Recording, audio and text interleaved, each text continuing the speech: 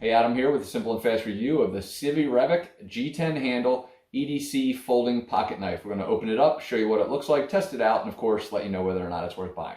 So as we get this out of its box,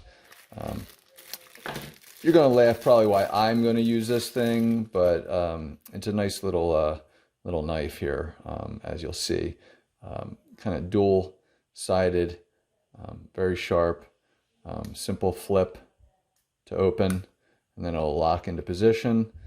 Then we'll just press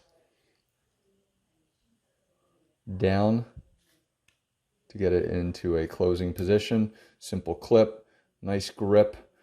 So again, we're just going to kind of flip this open and lock it into position. Showing you closely, slowly.